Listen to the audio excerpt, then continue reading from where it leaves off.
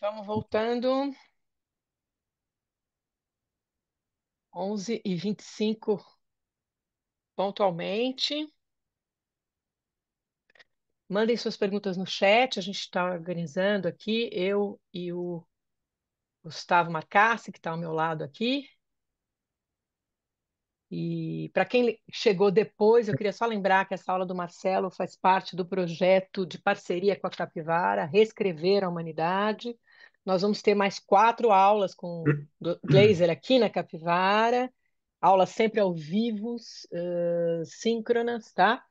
A próxima aula vai ser dia 28 de junho, e nessa aula, Marcelo vai falar sobre o tema A Humanidade em Busca de Si, e nós vamos fazer o Marcelo vai fazer uma breve palestra de 1 hora, e as demais 2 horas da aula vão ser dedicadas a perguntas. A gente vai fazer um sistema que é pergunte-me qualquer coisa, pergunte qualquer coisa para o professor.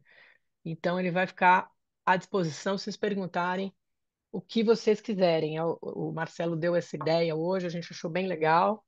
Ask me anything, ok? Então é isso, vamos continuar, Marcelo. Ok, muito bem. Bom, todo mundo descansado, vamos lá.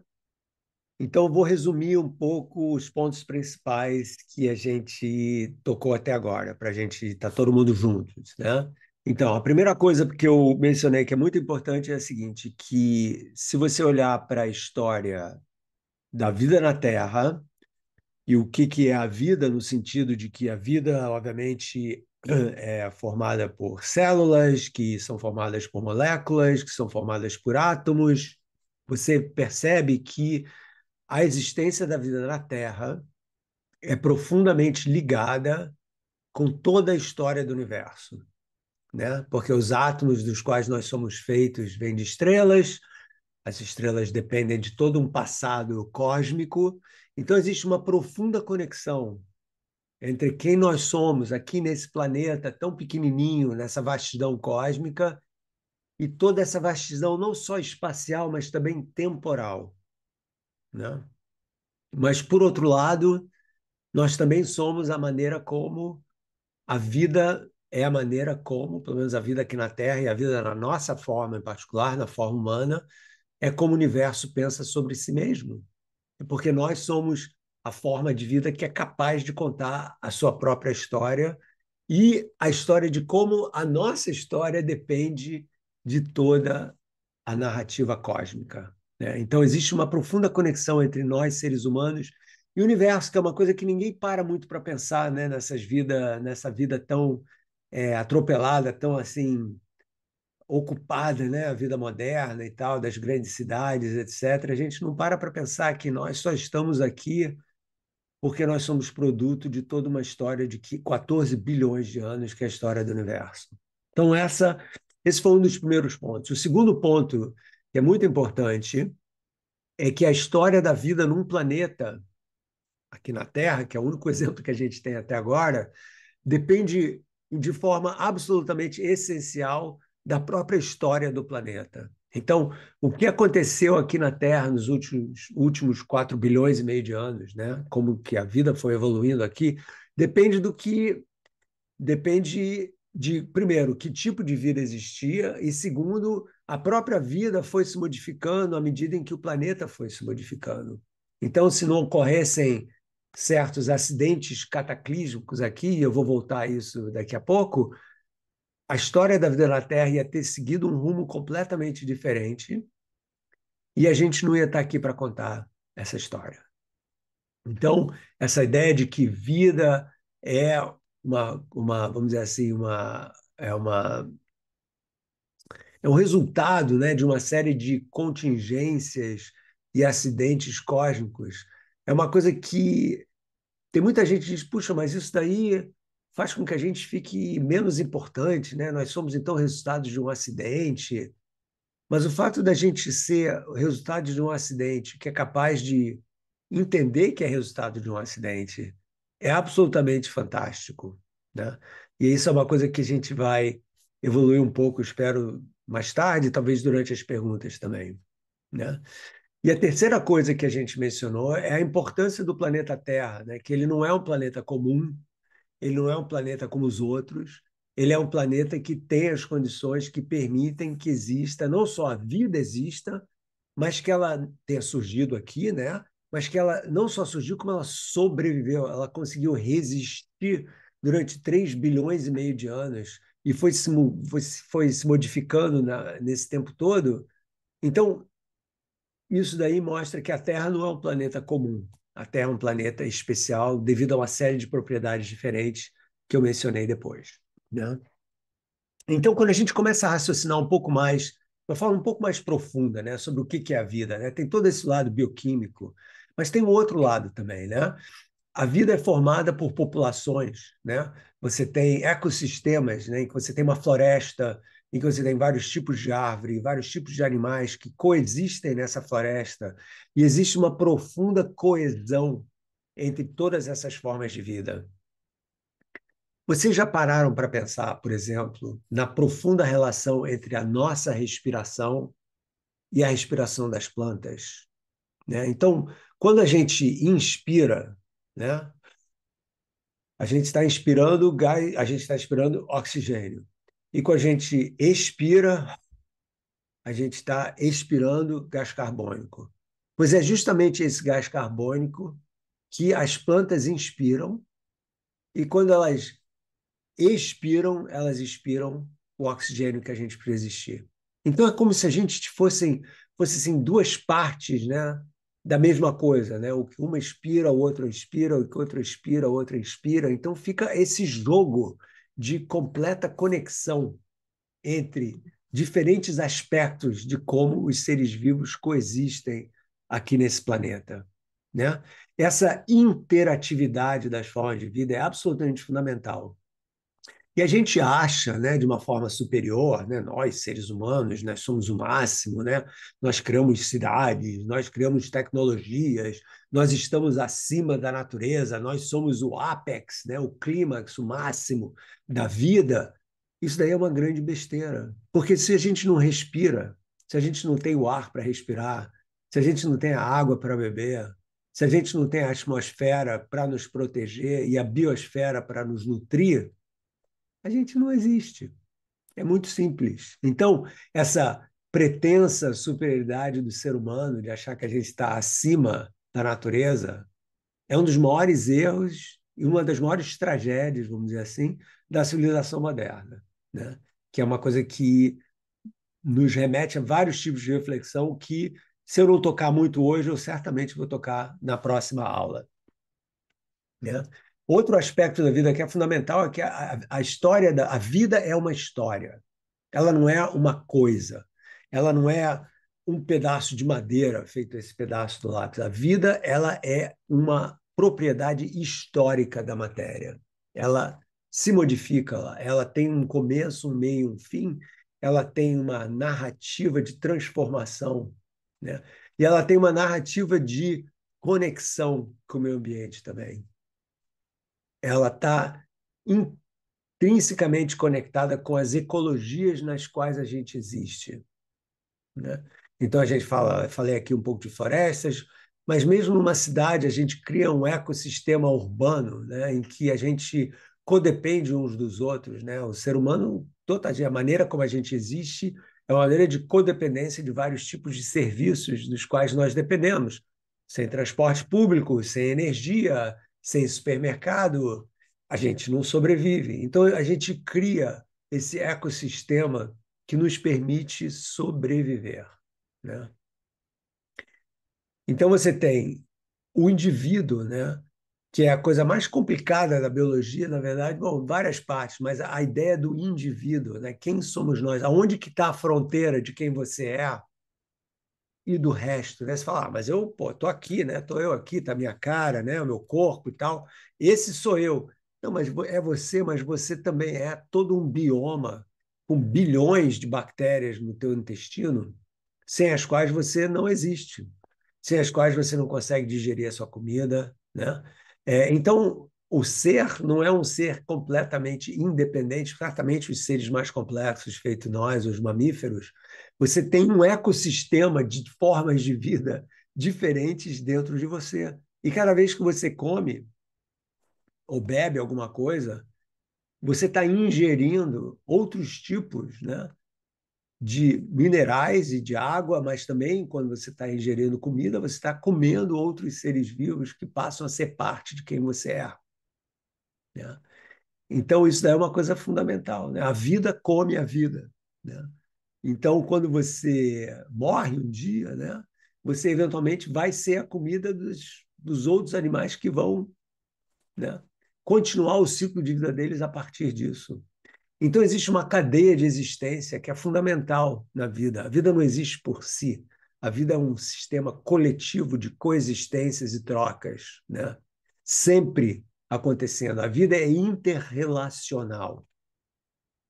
Esse tipo de modo de pensar sobre a vida é muito diferente do tipo que a gente aprende na escola, né? Daí que vem as ideias que a gente desenvolveu no nosso núcleo de pensamento aqui, né? Que a gente mencionou, dessa questão da interrelacionalidade da vida, que não é uma coisa que a gente inventou, mas é uma coisa que a gente está resgatando e amplificando de uma forma muito grande. Na verdade, dois grandes pensadores chilenos, o Maturana, eu vou falar do Humberto Maturana e o Francisco Varela, são duas pessoas extremamente fundamentais nessa nova maneira de pensar um pouco sobre a vida. Mas antes de falar deles, eu queria falar um pouco sobre a questão do organismo, né? De onde vem essa palavra? Sabe quem inventou a palavra organismo para descrever a vida? Foi o filósofo Immanuel Kant, porque ele mostrava o seguinte, que é no século XVIII, né, que os seres vivos têm uma organização, a ideia de você ter essa coisa orgânica, que é absolutamente fundamental para a nossa existência e é muito diferente das máquinas. Eu vou fazer um contraste entre um organismo vivo e uma máquina, né? E, eventualmente, a partir do século XIX, essa noção de um organismo que é feito de órgãos que são codependentes para a existência dessa entidade que está viva, né, se tornou o nome de uma entidade viva. Ah, esse é um organismo vivo, né? Então, a ideia de organismo, a ideia da organização, que sem ela a vida é impossível, né? E é extremamente complexa. Eu mostrei ali o modelinho da célula e tal, todas aquelas coisas, as mitocôndrias, os aparelhos de Golgi, o núcleo da célula, tudo isso tem que funcionar, a membrana da célula, a filtragem, o que entra e o que sai, tudo isso tem que funcionar de forma perfeita, ou quase perfeita, na verdade, para que aquele organismo se mantenha vivo, né? Então, quando Kant falou sobre organização, o que ele quis dizer? Primeiro, que num organismo, a organização do ser vivo é tal que todas as partes dependem, são correlacionadas de alguma forma e dependem dessa relação para criar o que a gente chamaria do todo, né, da entidade viva, né? Então, no organismo mais complexo, né, o fígado faz uma coisa, o pulmão faz outra coisa, o coração faz outra coisa, mas todos esses órgãos são essenciais para o funcionamento do organismo e eles todos interagem de uma forma ou de outra entre si, né? Então, o ar que entra no pulmão, o oxigênio vai para o teu sangue, esse oxigênio é carregado para várias partes do teu corpo, ele entra, ele funciona como uma espécie de nutriente para que, ao nível celular mesmo, as coisas podem acontecer, né? As células elas têm que se reproduzir, né? Então, a cada dia, você renova uma quantidade gigantesca das suas próprias células, né? Então, esse sistema de renovação, né, de reprodução, vamos dizer assim, manutenção é fundamental no ser vivo, ele tem que se manter, né, se auto-manter. Então, existe uma capacidade incrível no organismo, né, dele se auto-organizar. Então, não é igual uma máquina que foi desenhada externamente, que tem um monte de partes que vão ser ligadas, né? Que vão, então, ter uma função, cada uma delas pode ser separada da outra e depois elas podem ser substituídas e tal, no organismo, o próprio organismo, através... O que o organismo precisa para viver? Ele precisa metabolizar a energia, né? E através dessa metabolização, a gente consegue então se recriar, se renovar a cada dia. Obviamente tem um desgaste, né? A vida eventualmente vai perdendo, vamos dizer assim, a parte dessa afluência organizacional, né? Ela vai envelhecendo, mas mesmo assim você sempre tem esse processo que é fundamental para você se manter vivo, né? A doença vem justamente quando esse processo de organização e manutenção, automanutenção, é comprometido por agentes externos, né? Então, o organismo se defende, o sistema autoimune, né, ele se defende para que esse processo de renovação, de reorganização, possa continuar a funcionar. Então, juntando que as partes dependem da relação com o todo e as partes se produzem reciprocamente, né? Eles são a causa e o efeito da forma do todo, né? Ou seja, nós, para você ser como você é, as partes das quais você é feito, né, precisam existir de uma certa forma, de outra forma não ia dar certo, né? Só dessa forma que dá certo, essencialmente. Então, o sistema vivo é tanto um ser que é organizado quanto auto-organizador. Ele precisa dessa organização e ele precisa manter essa organização através da sua própria ação, né? E para quem entende da história de psicologia, o psicólogo grande, pioneiro, na verdade, das ideias de cognição nas crianças, Jean Piaget, também pensou muito sobre a questão da vida e ele entendeu que um organismo, para existir, precisa estar aberto para trocas com o meio ambiente, ou seja, a gente precisa comer, a gente precisa da energia que vem do sol, e ao mesmo tempo a gente também tem que eliminar os detritos que o nosso corpo não precisa para o meio ambiente. Então você tem que ter, ao mesmo tempo, uma abertura para o ambiente externo, como você também tem que estar fechado, né? Você tem o seu corpo, você tem um invólucro, né? Em que as coisas estão lá. Então, dentro da sua pele, desse nosso escudo, que é a nossa fronteira mais óbvia com o mundo externo, né? Tem um monte de coisas acontecendo. Então, você tem que estar organizacionalmente aberto e fechado, né? E existe uma coisa cíclica, né? As células vão se regenerando, né? E isso vai acontecendo através de uma dependência das várias partes que formam o organismo, né? Se você parar de respirar, você vai morrer. Então as coisas não vão mais funcionar. Se o teu coração parar de bater, o sangue não vai mais circular, a menos que você esteja ligado numa máquina, e você vai deixar de metabolizar a energia, de distribuir o sangue, etc, etc. Ou seja, tudo isso tem que estar conectado de uma forma em que você, ao mesmo tempo, está aberto e fechado para o meio ambiente, né? Uma máquina não funciona assim. Uma máquina é uma máquina, ela é fechada. Ela funciona só com o que existe dentro dela. Você tem que ter uma pilha, uma bateria, o que seja, né? Mas ela não vem de fora, ela vem de dentro. Então, um dos pioneiros foi esse chileno, Francisco Varela, um cara absolutamente brilhante, e escreveu um livro que está acabando de sair agora, uma nova edição dele, chamado Os Princípios da Autonomia Biológica, né? Porque a questão mais fundamental do ser vivo é a questão da autonomia, desse fechamento organizacional que um ser vivo tem, né? A gente existe e vai, quando você acordar amanhã, você vai estar da mesma forma, praticamente, né? Por quê? Porque existe uma reprodução do que você tem dentro de você que vai fazer com que você continue sendo você amanhã, tanto ao nível cognitivo quanto ao nível celular e ao nível orgânico, né, dos órgãos também, tá? Então você precisa ter, para ser um ser vivo, você tem que ter a seguinte característica fundamental.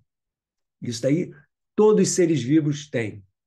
Isso vem de uma bactéria até um ser humano.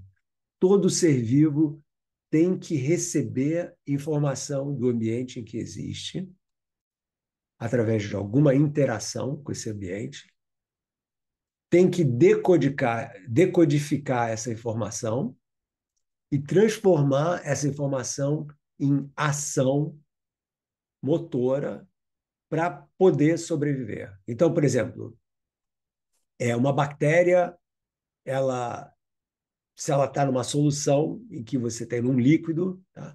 E que tem mais açúcar de um lado do que do outro, essa bactéria vai perceber que existe mais açúcar de um lado, ela vai, ou seja, perceber. O que quer dizer isso? Quer dizer que existe informação que ela é capaz de captar do meio ambiente, entender, entre aspas, né? Não se sabe exatamente o que quer dizer entender para uma bactéria, mas ela vai decodificar essa informação e vai transformar essa informação em movimento. Ah, eu vou para lá porque lá tem açúcar.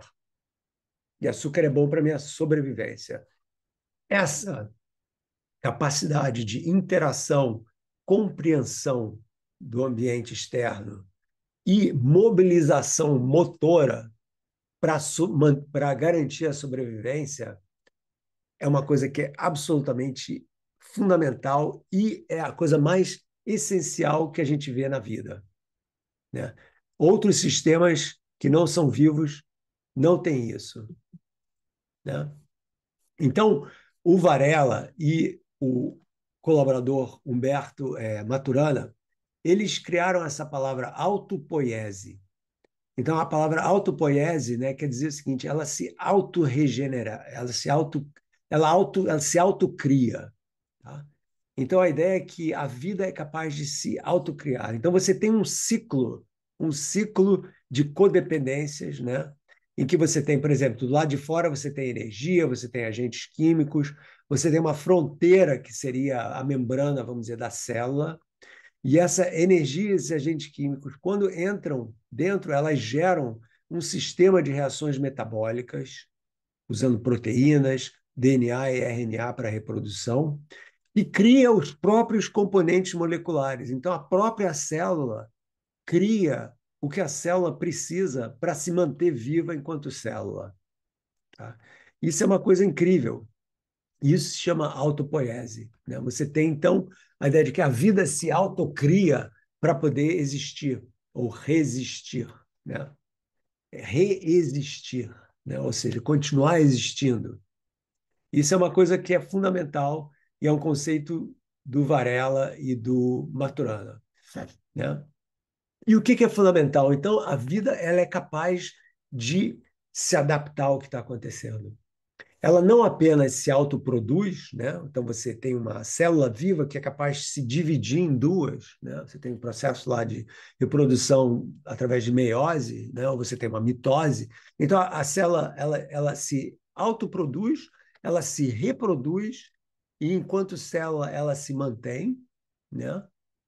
E ao mesmo tempo que isso vai acontecendo, a vida existe, ela exibe o que a gente chama de adaptividade, ou seja, ela se adapta ao que está acontecendo no exterior. Então, por exemplo, quando a gente sente frio, o que acontece? A gente fica arrepiado, né? A gente fica arrepiado porque isso é uma maneira de você, então, tentar combater o corpo, começa a tremer. Por que o corpo começa a tremer? Porque os músculos começam a vibrar para poder se aquecer, né? Então, isso daí é uma capacidade de adaptação da vida a uma circunstância externa além do seu controle, né? Então, a própria vida, ela sempre faz isso, né? Então, todas as formas de vida, as mais simples, as mais complexas, tentam se adaptar a uma modificação das condições externas. E de condições internas também. Você pode ter uma variação interna, por exemplo, você passa mal, está doente, alguma falha interna, e aí você tem esse processo de autoconstrução e autorregulamento, né? Então você tem que ter o que a gente chama de um agenciamento. A vida, ela é essencialmente uma manifestação de uma habilidade cognitiva, de você se agenciar, né? O agente, o que é o agente, né? O agente é aquele que percebe e age ou reage ao que está percebendo. Então a vida tem agenciamento né? E a vida tem adaptividade. O fogo não. Por que que o fogo não está vivo? Porque se você pega uma floresta que está queimando, né?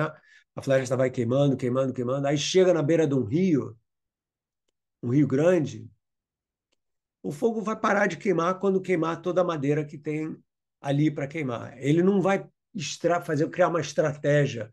Espera aí, será que eu consigo pular esse rio de alguma forma? Será que tem um jeito de atravessar o rio ao outro lado? O fogo não tem isso, ele não tem um agenciamento, ele não vai se adaptar, ele vai acontecer. O mesmo com estrelas, o mesmo com furacões, que são todos sistemas termodinamicamente complexos e abertos, mas que não têm essa capacidade de se adaptar ou de agenciamento. Existe a coisa incrível na vida é que ela é capaz de criar estratégias para adequar a sua sobrevivência ao que está acontecendo no meio ambiente, né? Como que a matéria, que era não viva, transicionou para uma matéria viva que é capaz de agenciar a sua existência de forma a se manter viva, permanece um dos grandes mistérios. Então, a ideia de agenciamento, agency em inglês, a gente sabe que a vida faz isso, mas a gente ainda não tem nenhum modelo concreto de como isso acontece. Então, uma das coisas que a gente está fazendo aqui, e a gente está aplicando agora para uma mega bolsa para fazer modelos, misturando um grupo de físicos, matemáticos e filósofos e biólogos, para criar modelos de agenciamento. Como que a matéria é capaz de interagir com o meio ambiente, agenciar a sua vida de forma a se manter viva, né? Porque vocês percebem isso, né? Todo ser vivo quer continuar vivo, né? Com raras exceções, né? Então, o que que é isso? O que que é essa urgência, né? Que existe essa disquietude, como diria o Fernando Pessoa, né? O que que é essa urgência que a vida tem em se manter viva? Da onde vem isso? Como que a química vira isso, né? Então você pode dizer, isso daí é um processo de interação ou de intervenção divina, né? Isso tem a ver com alguma agenciamento vem de alguma entidade sobrenatural, mas, obviamente, cientificamente, a gente não avança em nada aceitando isso, né? A gente tenta entender as coisas de outra forma, sem uma intervenção sobrenatural, que é um tipo de explicação que não serve ao propósito da retórica científica, né? Então, é possível a gente responder essas questões, né? Porque o agenciamento, né, essa capacidade da gente interagir com a vida, né, interagir de forma a se manter vivo, é fundamental para a sobrevivência, né? E sem a sobrevivência, a vida não seria viável, né? Na verdade, em termos científicos, quando a gente fala dessa capacidade da vida querer continuar a ser viva, a gente chama isso de viabilidade, da capacidade de você se tornar uma entidade viável, ou seja, ainda viva, né? Então, a gente tem alguns modelos já e tal que a gente andou desenvolvendo aqui, mas eles são super simples e eles não falam ainda de agenciamento, né? De como que é capaz como que a matéria é capaz de cognitivamente entender que precisa mudar de estratégia para poder sobreviver. Um tigre caçando faz isso, né? Ele vai, se esconde ali na estepe e tal, e fica olhando a manada. E se tiver um cara, um macho muito grande, um boi africano daqueles gigantescos, né? Ele não vai atacar aquele, vai mudar, vai para um outro lugar, vai esperar o momento certo, vai se esconder. Isso tudo é um processo incrivelmente complexo de agenciamento, né? E isso tudo vem de um cérebro que é muito menor do que o nosso. O gato faz isso também, né? Os gatos são exímios, né, caçadores, né? Então, como que a gente consegue explicar isso, né? Essa capacidade de interpretação que a vida tem, né? Em situações precárias, né? Porque nunca é muito fácil, né, estar vivo, né? Então, a gente mudou muito isso, né? O ser humano conseguiu fazer isso. Então, em vez de nós, mas pensa um pouquinho, pessoal, no como é que era a vida na época dos nossos antepassados, né? Então, na época lá dos coletores caçadores, está falando aqui de 10, 15 mil anos atrás, quando a gente não estava ainda é, organizado em pequenas civilizações agrárias, né? Ou seja, plantando perto de um rio para poder comer e tal. Essa moçada tinha que ir para o mato caçar, né? E não só caçar, como ser caçados, né? Porque você é predador, mas você também é presa. Então era uma vida muito dura. Então a gente conseguiu, através do desenvolvimento de técnicas agrárias e depois desenvolvimento de técnicas da civilização urbana, a minimizar incrivelmente, né, essa, esse aspecto do né, de vida difícil, né? Hoje em dia a gente não caça, a gente vai no supermercado e compra um pedaço de carne e come, né? Então, a gente conseguiu, através da civilização moderna, diminuir um pouco, amenizar um pouco a precariedade da vida, né? Mas se a gente não come, lembra da pandemia? Se por um acaso os supermercados estivessem fechados, se a gente não tivesse energia, a sociedade teria se autodestruído, né? Por quê? O que a gente vai fazer? Não tem energia, não tem carro, não tem transporte, não tem luz, não tem bomba, não tem privada. E aí? Né? A água não vem, não tem comida no supermercado, o que a gente vai fazer? A gente vai sair pelas ruas, procurando quem tem, quebrando vitrine, caos urbano total. E os sociólogos dizem que de você ter uma sociedade estável, uma sociedade instável, você precisa só de 3 dias. 3 dias de privações e a nossa sociedade ultra sofisticada, né, incrivelmente estável, despenca a um primitivismo completo. Então, quando a gente pensa um pouco na precariedade da vida, a gente tem que entender que essa teia de apoio que a gente inventou na sociedade moderna é muito mais precária, muito mais frágil do que a gente imagina ou do que a gente para pensar, né? Então, por isso que é sempre bom ter um plano B, né? Um plano B bem legal. Então, por exemplo, a gente está aqui, né? Eu me mudei dos Estados Unidos aqui para a Itália agora, e a gente tem uma propriedade em que o nosso objetivo é se transformar cada vez mais em uma coisa, vamos dizer assim, autossuficiente. Então, plantar bastante, ter acesso à água, ter acesso à energia, etc, etc. Não que a gente queira fazer isso, mas é importante saber fazer isso, caso um dia seja necessário. Porque a gente se habituou tanto a essa precariedade não existir, a gente não precisa mais ir caçar, a gente não precisa mais se esconder nas cavernas, né?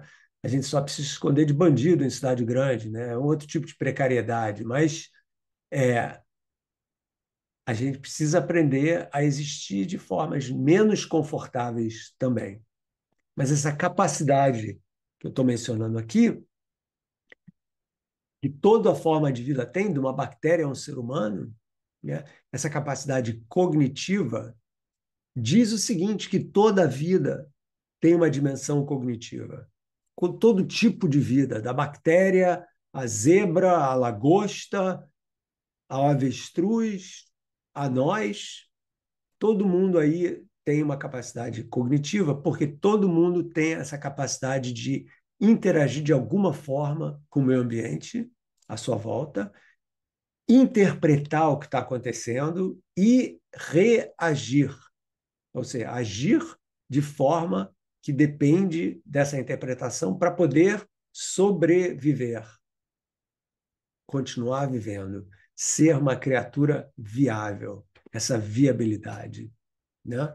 Então, o Maturana e o Varela mencionaram isso de uma forma ah, fundamental há muito tempo atrás, nos anos 90, 80, etc., né? E o que a gente está fazendo é resgatando um pouco esse conhecimento deles e amplificando e transformando, quem sabe, especialmente, numa coisa que possa ser modelada com uma física diferente. Esse aqui é o incrível. A gente está tentando, eu sei que é uma coisa meio ambiciosa, sem dúvida, a gente está tentando criar uma física não mecanicista, uma física que não depende de um reducionismo, né? Porque você não pode pegar uma célula, né, e falar a vida está aqui, a vida da célula está no mitocôndria. Não existe isso. A vida da célula ela está em todas as partes e em lugar nenhum.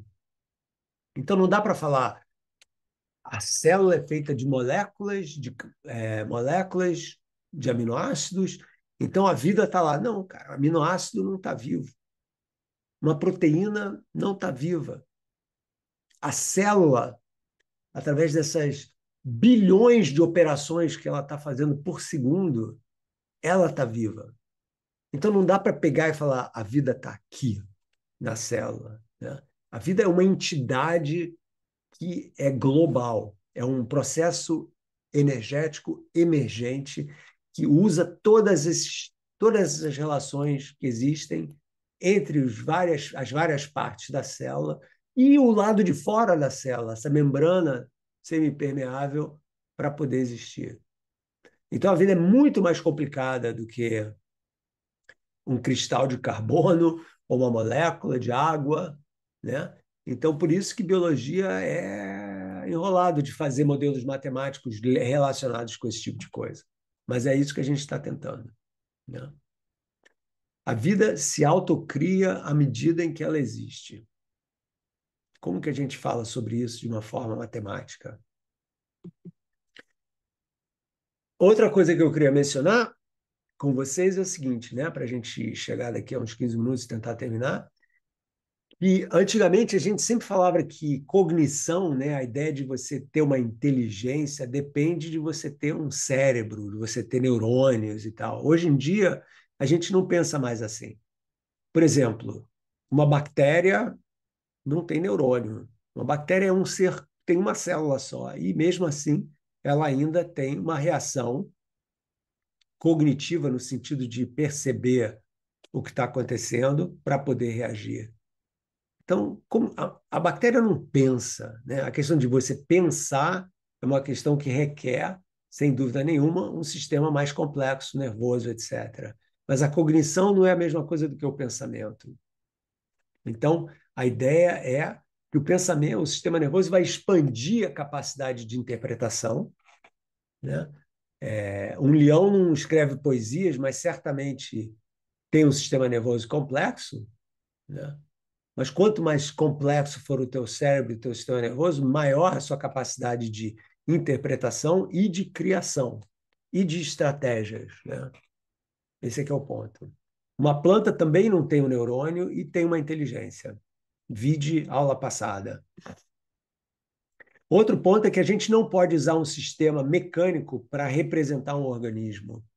Um pato não é aquilo ali. Um pato certamente não é aquilo ali. Não é uma máquina feita desses pedaços todos que representam o que é um pato. Você pode usar isso para mostrar o que é o pato. Ah, tem ali a parte do intestino, tem a boca, tem um tubo, vamos dizer assim, um estômago, não sei o quê, uma bomba aqui de criar diferença de pressão, bombear para fora o que não serve.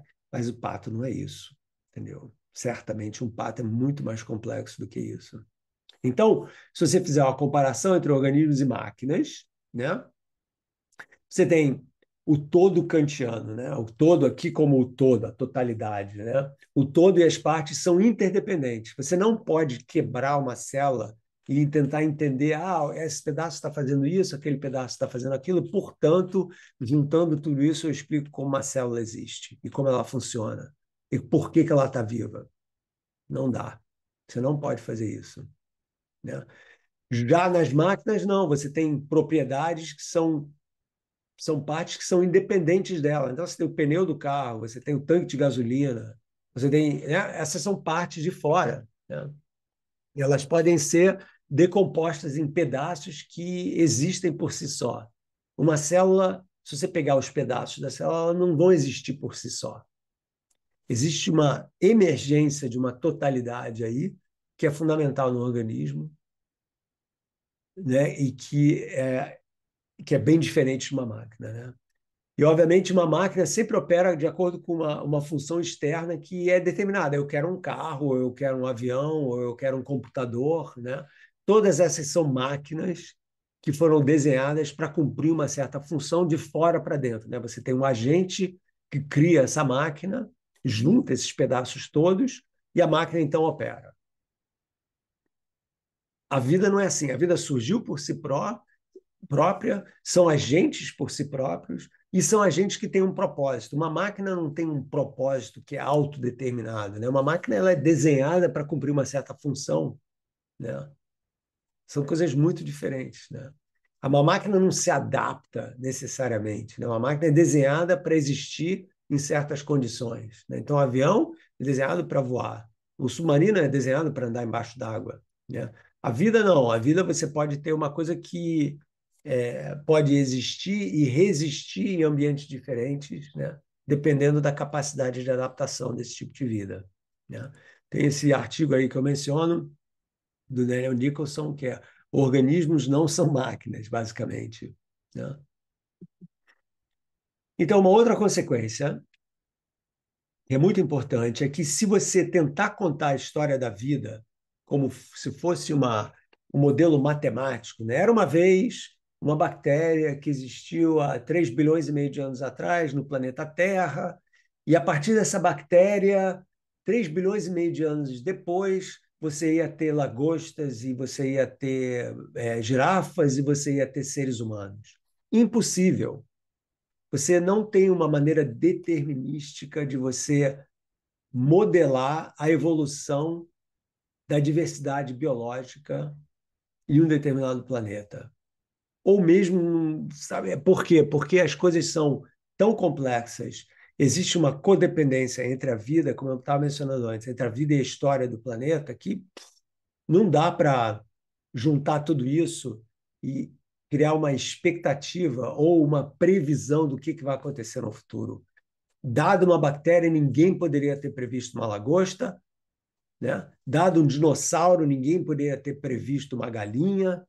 As coisas não acontecem de uma forma mecanicista, determinística. É assim que vai evoluir o nosso espaço de possibilidades do que a vida faz, ok? Ou seja, isso daí é desse livro aqui do Stuart Kauffman, que é um biólogo incrível, um biólogo teórico muito, muito bom. Ele não sei se ele tem em português ou não, na verdade. Ele escreve o seguinte: a vida é baseada na física, mas vai além da física. Não pode haver uma teoria final da evolução no universo que contém ao menos uma biosfera. Por quê? Porque a gente não sabe o que vai acontecer com a vida daqui para frente, né? Mesmo que a gente comece a reinventar a vida, nós, seres humanos, chegamos a um nível de adaptação e de sofisticação tecnológica que a gente pode criar outros tipos de vida, né?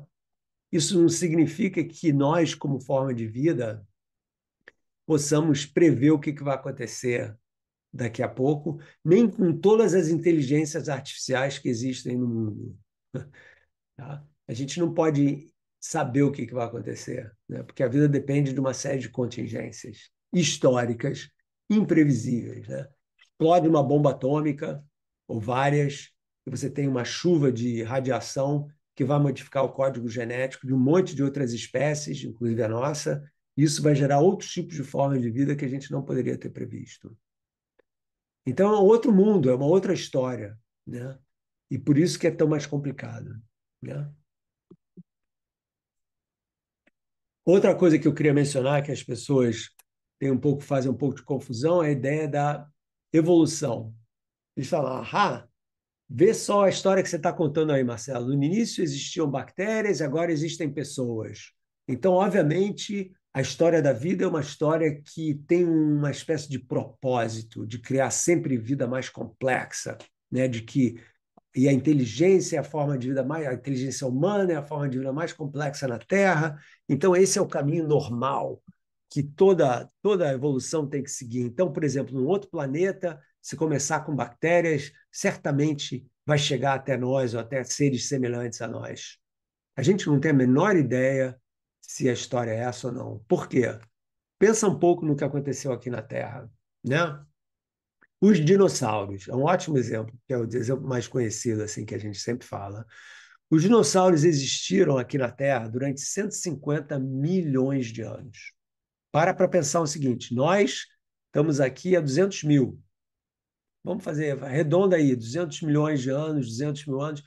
Os dinossauros existiram 1000 vezes mais, um tempo 1000 vezes maior do que o tempo que a gente está aqui. Eles não desenvolveram, pelo menos que a gente saiba, tecnologias, eles não ficaram mega inteligentes, eles não criaram poemas ou sinfonias ou radiotelescópios ou teoremas matemáticos, eles não souberam se defender do asteroide que acabou eliminando todos eles, e mais ou menos 60% da vida na Terra, quando se chocou aqui há 65 milhões de anos. Então, a função da vida não é ficar mais complexa até chegar na inteligência. A vida não tem uma função, a vida se adapta ao sistema em que existe. Os dinossauros estavam felizes da vida aqui, obviamente houveram mutações, diferentes espécies, etc., mas eles não ficaram mais inteligentes porque eles existiram 150 milhões de anos a mais, 150 milhões de anos. E não eram assim. Então, não existe essa. A gente tem uma palavra chamada teleologia, a ideia de você ter um propósito. A vida não tem um propósito secreto de ficar cada vez mais complexa. Tanto assim que existiam aqui só bactérias durante praticamente 3 bilhões de anos. Né? Então, estou aqui. 3 bilhões de anos unicelular, dinossauros, só nós aqui. Então, não é assim que a vida pode evoluir, o que significa que em outros planetas, se a vida existir, ela não necessariamente vai ser inteligente. Essa aqui é uma outra teoria de como os dinossauros foram extintos. Eles fumavam. Eu adoro esse cartoon. E fora da Terra? Bom, fora da Terra, como eu mencionei no iniciozinho, a gente sabe muito pouco, porque o único lugar onde a gente viu que tem vida é aqui, por enquanto. A gente está procurando muito em outros lugares. Marte, a gente já pousou, olhou, mas Marte é assim, ó. Só quem quer ir para lá é o Elon Musk. Aliás, ele podia ir logo, podia ir ficar de uma vez, né? Vai ser ótimo, porque o cara está causando um dano no mundo absolutamente trágico, lamentável. Os Estados Unidos, que é o país que eu morei durante 38 anos, eu nem sei como começar a falar sobre o que está acontecendo por lá. E as luas do sistema solar, que são possíveis lugares onde possa haver vida, certamente existem várias missões que estão planejadas de ir para lá, mas obviamente o governo atual dos Estados Unidos está querendo cortar o orçamento da NASA em mais ou menos 26, 27%. Se isso acontecer, nenhuma dessas missões vai acontecer. E sei lá. Então, o que a gente está entendendo até agora, com a falta de confirmação da existência de vida fora da Terra, é que a Terra é um planeta raro, a vida é rara, e a vida complexa é mais rara ainda. Então, esse é um argumento que eu desenvolvo em detalhe no livro lá, O Despertar do Universo Consciente. Okay? Eu explico por que isso é assim. Então, a gente tem que pensar na Terra como um planeta realmente especial, porque ele é o planeta em que a vida não só existe, como ela proliferou de uma forma absolutamente espetacular, se modificou, se recriou, se reinventou, até se transformar numa espécie que é a nossa espécie, né? Que é capaz de criar e contar a história de quem nós somos. Né? Então, aqui na Terra, a gente tem um lugar onde o universo pensa sobre si mesmo através do nosso pensamento, do pensamento humano. Né? Nós somos a voz, pelo menos que a gente saiba até agora, nós somos a voz do universo. E isso é uma coisa extremamente importante, porque se isso tudo é verdade, e me parece que é, porque a gente não tem nenhuma confirmação de forma oposta, e mesmo se não for verdade, mesmo se existir vida fora da Terra, vai estar tão longe, vai ser tão diferente da gente, e para todos os propósitos, nós estamos sozinhos por aqui. E se nós estamos sozinhos por aqui, nós temos um dever moral. Essa é uma questão absolutamente essencial de preservar o que nós temos, em vez de destruir o que nós temos. Porque se nós somos a espécie viva que tem a capacidade de destruir a vida no próprio planeta em que existe, ou seja, destruir aquilo que nós precisamos para viver, eu não consigo entender isso, né?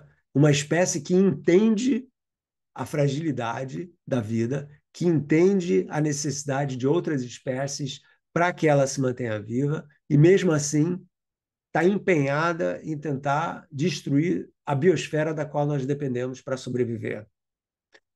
Então, essa atitude é a atitude que tem que mudar agora no século XXI. Essa, na verdade, é a minha grande campanha do momento.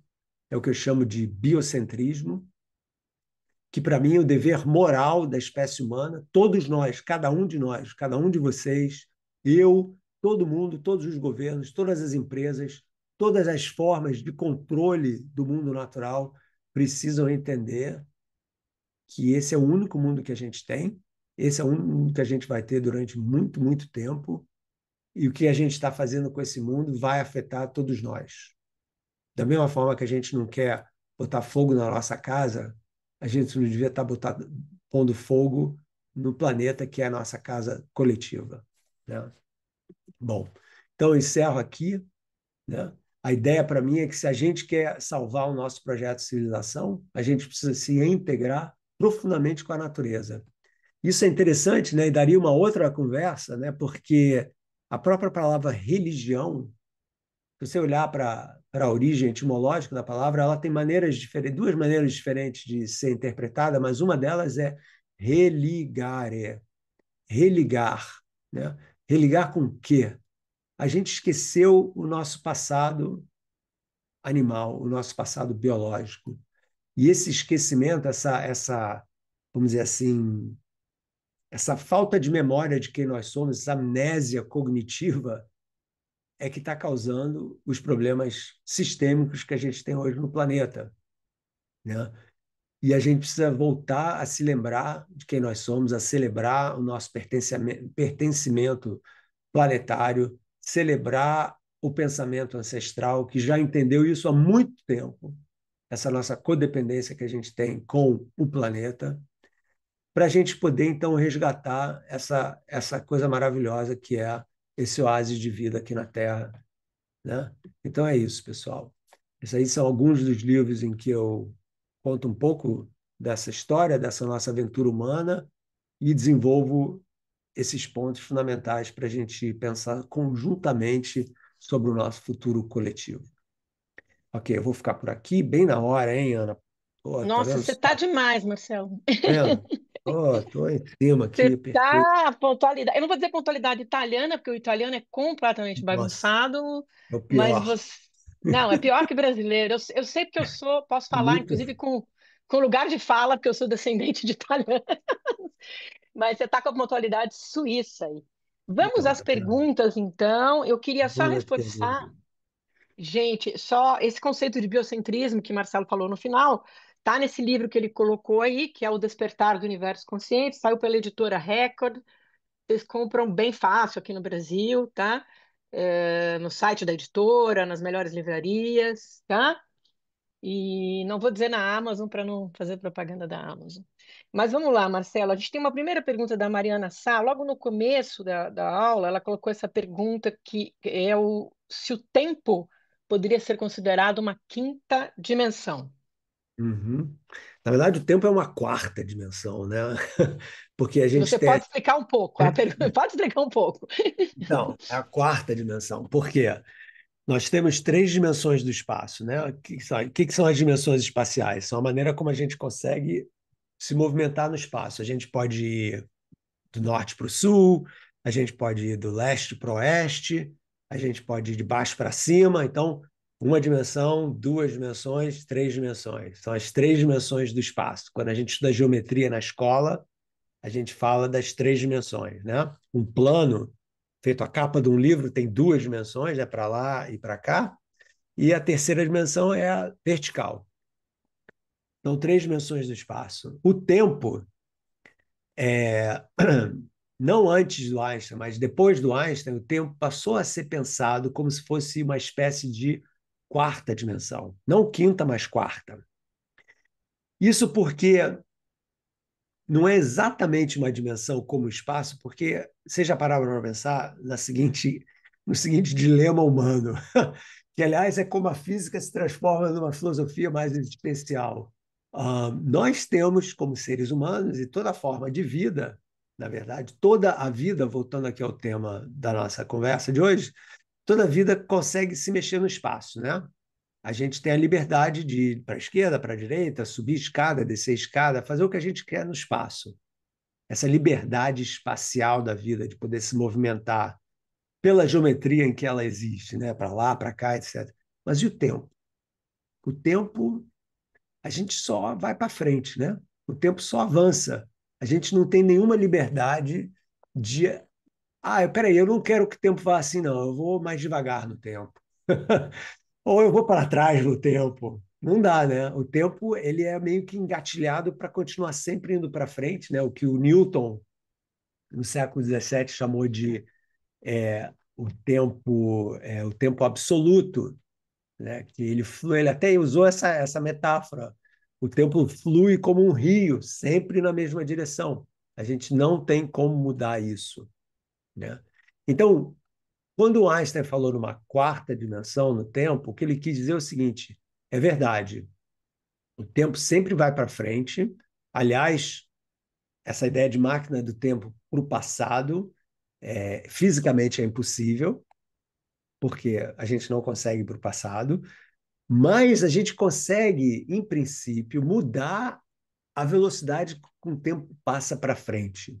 Tá? Então, a teoria da relatividade do Einstein diz o seguinte, que é possível você diminuir a velocidade que o tempo passa para você, contanto, infelizmente, pessoal, contanto que você consiga viajar muito perto da velocidade da luz, o que é um problemão, porque a velocidade da luz viaja a 300 mil quilômetros por segundo. Eu vou repetir, 300 mil quilômetros por segundo, ok? Então, você pisca o olho, a luz dá 7 voltas e meia em torno da Terra. Então, não dá para a gente, nós seres humanos, viajarmos tão perto da velocidade da luz. Mas a gente pode imaginar, e existem projetos para isso, que a gente possa ter espaçonaves que viajem muito rápido, não na velocidade da luz, porque a gente não consegue nunca chegar na velocidade da luz, mas perto, pelo menos 1/10 da velocidade da luz, né?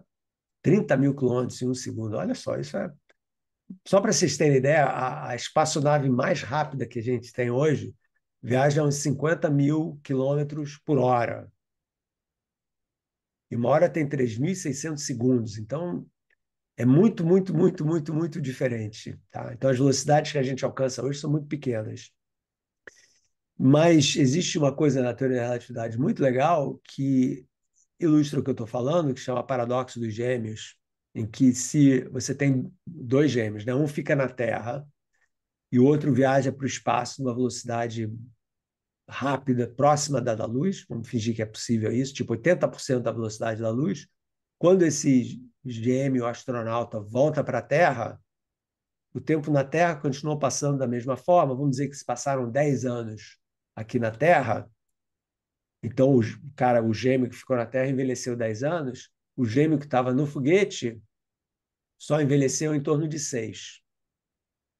Então, tem uma diferença de 4 anos aí. Então, você pode dizer que esse gêmeo do foguete viajou 4 anos para o futuro, porque ele envelheceu 6 e o irmão dele envelheceu 10.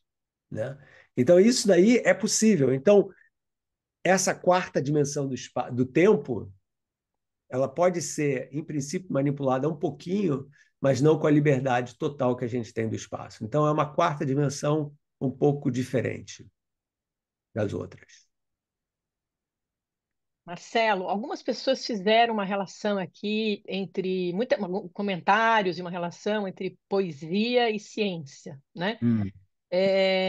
Gente, só para esclarecer, depois a gente manda toda a transcrição do chat para o Marcelo Gleiser, ele vai ter acesso a todos os comentários de vocês, a todas as colaborações, porque algumas pessoas não fazem exatamente perguntas, mas comentários. Então, tudo Uhum. que vocês falarem aqui no chat vai chegar no Marcelo depois. Não fiquem aflitos se eu não tiver tempo de ler alguém aqui especificamente, porque é muita gente. Mas a Deixa Rosália para a Scott, próxima, deixa para a próxima. Também tem. e venham para a próxima, né? A próxima vai ter essa coisa de pergunte qualquer coisa ao Marcelo, né? Vai ser essa metodologia, então a gente vai ter muito mais tempo para perguntas. Mas a Rosália Scorsi fala da Clarice Lispector e pede para você comentar. Eu vou ler o trecho que ela colocou aqui da Hora da Estrela, da Clarice Lispector. Hum. Tudo no mundo começou com um sim. Uma molécula disse sim a outra molécula e nasceu a vida. Mas antes da pré-história, havia a pré-história da pré-história e havia o nunca e havia o sim. Sempre houve. Não sei o quê, mas sei que o universo jamais começou. E ela pede para você comentar. Ah, então, que ótimo, né? Então, a Clarice Lispector, ela conseguiu criar uma narrativa cosmológica baseada em literatura, né? Que tudo bem, eu acho que é muito lindo. Então, a ideia do sim, é muito legal, né? Ela, de uma certa maneira, ela está antropoformizando, é isso, é assim que se fala em português, as moléculas, né? Porque moléculas não dizem sim, não, né? As moléculas ou elas se atraem ou não se atraem, né? Então, essa atração das moléculas que diz o sim é uma atração positiva com negativa, né? Os dois lembram disso, né? As cargas opostas se atraem e tal. E é verdade, uma coisa que ela capturou super bem é a ideia de que a complexidade das coisas vem de um arranjo cada vez mais complicado desses pedacinhos de matéria que são as moléculas, né? Mas o antes é uma coisa muito complicada, né? Porque nesse antes já existia, o que que ela falou? Existia o sim já no antes, né? A Clarice Lispector diz que. No Mas, finalzinho, é uma coisa poética que ela diz. Antes da poética. pré-história, havia a pré-história da pré-história e havia o nunca e havia o sim. Essa é a Uhum. frase. Então, é legal isso, porque na mitologia hindu tem uma história que fala da criação do mundo, né? E a história diz o seguinte, que o planeta, a Terra, né, existe em cima de um elefante. Então, para suportar a Terra, você tem um elefante ali, né? Aí perguntam, mas onde é que está o elefante? Ah, o elefante está em cima de uma tartaruga. Mas onde é que está essa tartaruga? Está em cima de uma outra tartaruga, que está em cima de uma outra tartaruga. Então, antes, né? Antes da pré-história, tinha pré-história e o resto. Tem tartarugas até o infinito. Ou seja, a questão da origem de tudo é uma questão que absolutamente, eu diria, derrota a lógica humana, que é uma lógica muito dual, né? Do sim e do não, do antes e do depois, né? E o problema da origem do universo é que não existiu um antes, porque o universo não tinha uma história, né? E o universo só começa a ter uma história a partir da origem do tempo, e se não existia o tempo antes, a gente não pode contar uma história do que não existia. Esse aqui é o ponto. Então, como aliás o Santo Agostinho já dizia também, né? O tempo começou com o espaço. No caso, Santo Agostinho diz, quando Deus criou tudo isso. Então, uma intervenção divina para criar o espaço e o tempo, né? Então, de uma certa forma, eu acho que o que a Clarice Lispector está ilustrando com esse texto dela muito lindo é justamente essa ambiguidade humana de não conseguir entender o que significa uma história que não tem um começo claro, né? E na ciência moderna, na cosmologia moderna, essa questão continua em aberto, né? A questão da origem de tudo, né? A gente chama de Big Bang, mas a gente não sabe exatamente o que aconteceu ali, nem como formular. A gente cria modelos matemáticos e tal para explicar o que está acontecendo. Eu fiz isso várias vezes na minha carreira e tal, mas esses modelos matemáticos também usam a pré-história, entendeu? Eles usam certas coisas para serem viáveis, para serem escritos num pedaço de papel como uma equação, né? E a gente não sabe exatamente como contar uma história que a gente não sabe como começou. Então, esse começo dessa história é o que eu chamo num livro meu, aliás, chamado A Ilha do Conhecimento, de um incognoscível, né? de uma pergunta que é muito fácil de fazer e que é impossível de ser respondida. Maravilha, né? E a Clarice Lispector, já nos anos, sei lá, 70, 50? 80, 50, enfim, já tinha intuído tudo isso, e essa coisa da molécula que diz sim para outra molécula, ela usa essa figura do casamento, né? Que é quando você Muito tem o tal linda do essa imagem. sim, né? Aceita viver, né? Para todo sempre, enfim, lindo, E é lindo. uma ideia da relação, né, que eu acho muito linda, né? A É, ideia de que tudo que existe, desde seres humanos, as moléculas das quais nós somos feitos, vem de uma relação de interação e atração, né? Daí, é, e repulsão também, né? Mas vem daí. é o interrelacional, né? Que você falou tantas vezes aqui, e a Interrelação. conexão que você falou tantas vezes. Mas vamos avançar aqui. Sandra Grasman faz uma pergunta. Você falou da origem do universo, ela faz uma pergunta específica sobre a origem da água na Terra e se é de fato controverso que a origem, se a origem da água na Terra é de fato ainda controversa. Há controvérsia Hum, sobre isso? boa, boa. Boa pergunta, e sim. É, a gente sabe o seguinte, que uma boa parte da água que existe na Terra veio de cometas, né? Então, os cometas basicamente são objetos que giram lá no extremo, lá fora do sistema solar, bem longe, numa chamada nuvem de Oort. Oort é Oort, que foi um dinamarquês aí que descobriu isso. E esses cometas são, na verdade, lá fora, lá longe, onde está um frio danado, são basicamente grandes bolas de gelo, com um pouco de poeira e tal. E vez e volta e meia, e certamente no início da formação do sistema solar, muitas dessas bolas de gelo com poeira cósmica se deslocaram lá da periferia e foram cair aqui em outros lugares também, né? Mas aqui na Terra a gravidade era suficiente comparada com Marte ou com Vênus para manter essa água aqui na superfície. Então, a gente sabe que uma boa fração, pelo menos metade da água que existe aqui na Terra, veio do espaço desses cometas, né? E a outra metade talvez tenha já existido aqui na formação do planeta, mas a gente não sabe os detalhes. Mas sim, existe um casamento aqui entre como a Terra se formou originalmente, já com um pouco de água, e esses bombardeios que vieram desses cometas lá de longe para regar, vamos dizer assim, o nosso planeta infantil, ainda infante, né? Com essa água cósmica. Muito legal isso. A gente está falando muito em casamento nessa aula, né? Olha que interessante. Ó, Marcelo, Silvia Maria e Vanessa fizeram uma pergunta que eu acho que dá para interrelacionar e conectar, já que estamos falando disso. A Silvia começa dizendo que você está falando muito de vida orgânica, né? Como a vida se organizou, como ela chegou até aqui, e você falou muito de exatamente disso, que o universo é conectado, né? Então, é Uhum. possível a gente pensar que o universo é vida, que tudo é vida, e Uhum. que agora, há alguns anos atrás, existe uma vida orgânica, passou a existir uma vida orgânica manifestada. E a Vanessa pergunta também sobre a evolução da vida. Ela faz uma pergunta interessante que é como acontece hoje, agora, em 2025, a evolução da vida. São as Uhum. bactérias, é o corpo humano, o que que é essa evolução hoje, em 2025? Tá, então, primeiro a primeira parte, né?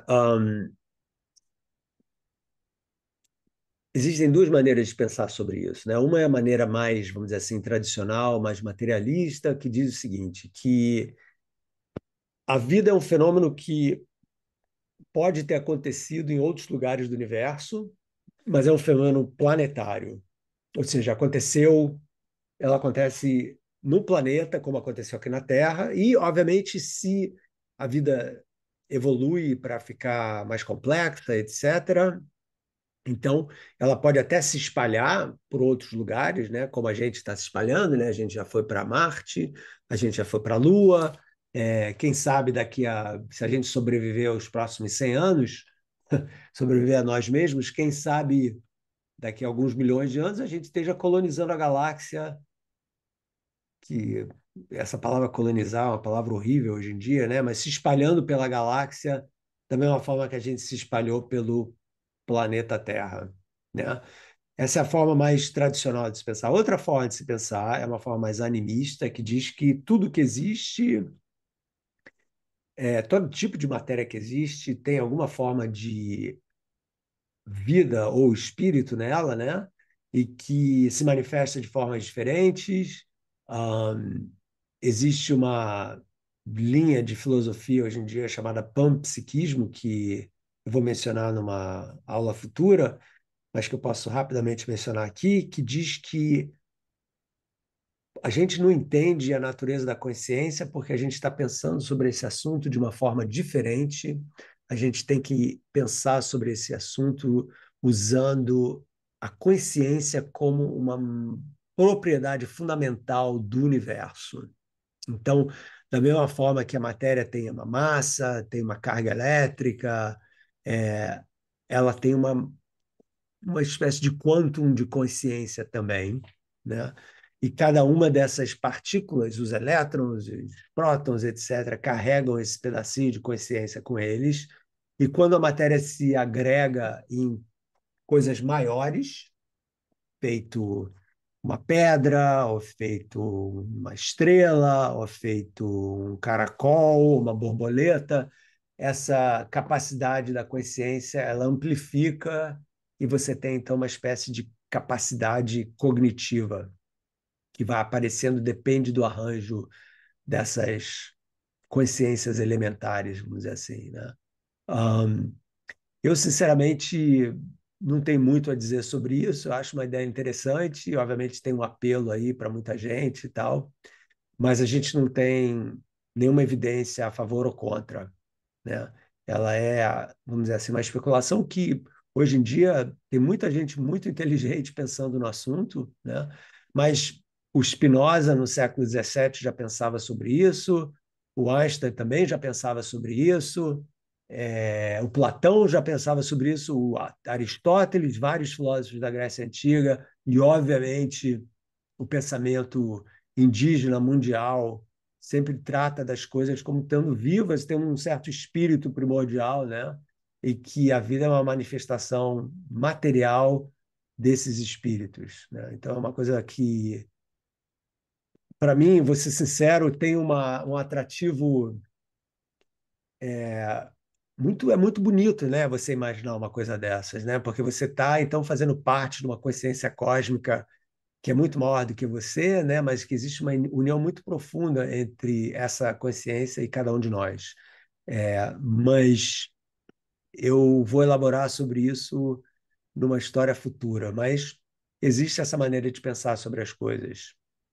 É, Se você quer saber mais, tem um filósofo inglês chamado Rupert Sheldrake.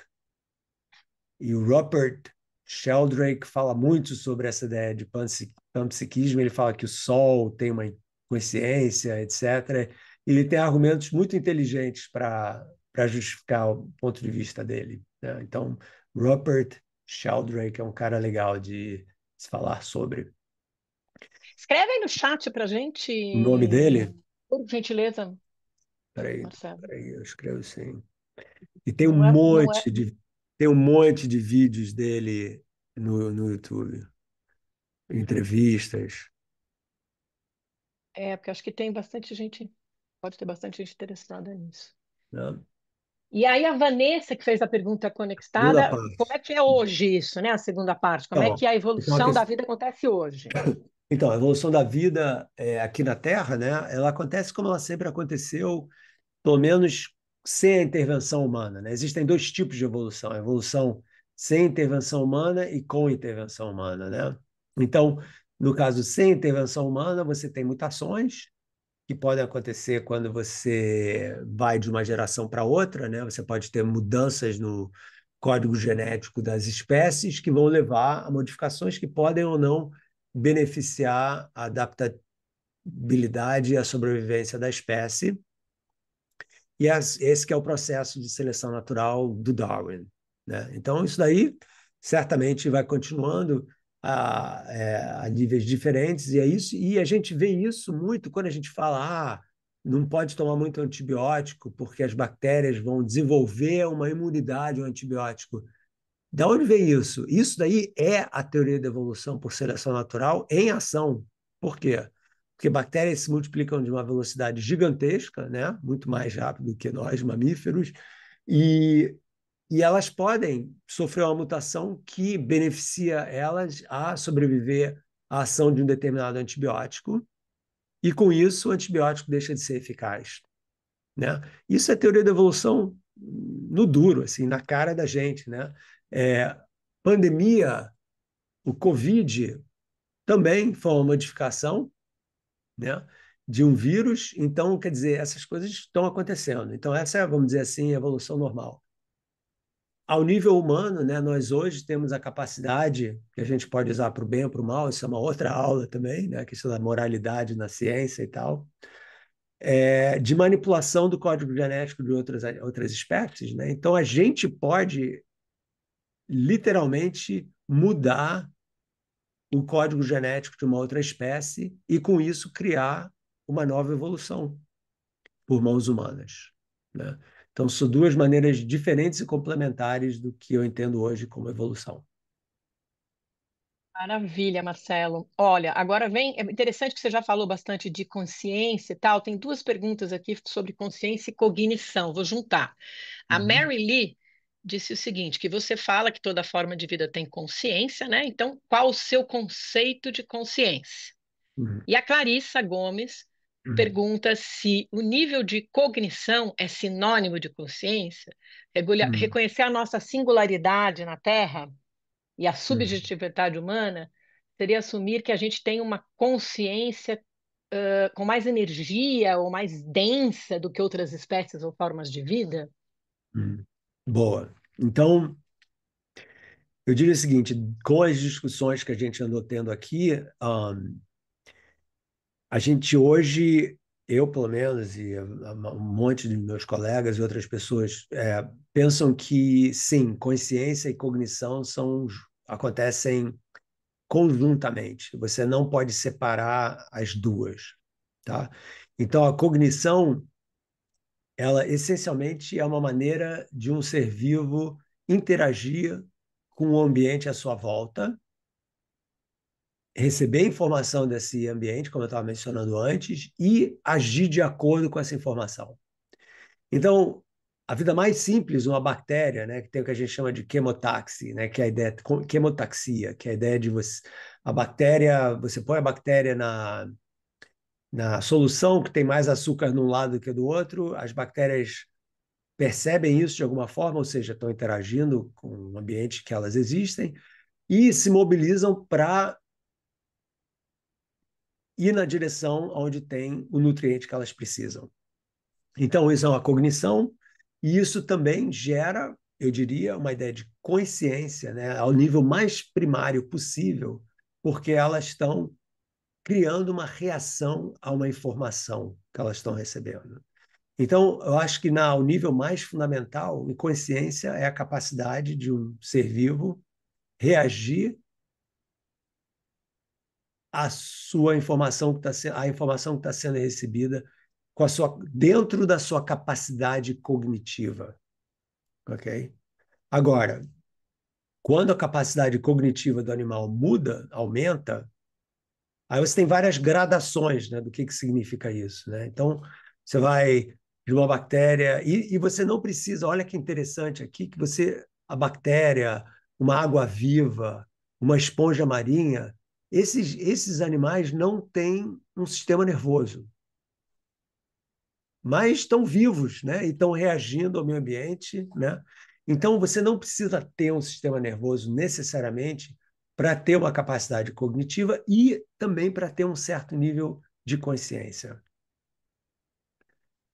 O que vai mudando com o nível de complexidade que vai aumentando, vamos dizer, nesses animais todos, né? Que você faz toda vamos dizer, uma gradação, vamos dizer assim, de um nível mais simples até chegar no ser humano, é que a capacidade cognitiva vai aumentando, a córtex, o sistema nervoso vai ficando cada vez mais sofisticado, a interação com o meio ambiente vai ficando cada vez mais sofisticada, ou seja, os animais vão sendo capazes não só de receber informação do meio ambiente, mas reagir de forma cada vez mais sofisticada, criando estratégias de sobrevivência que são mais eficientes, vamos dizer assim, até chegar no ser humano que cria um nível de captação e interação com a informação que não existe em nenhum outro animal,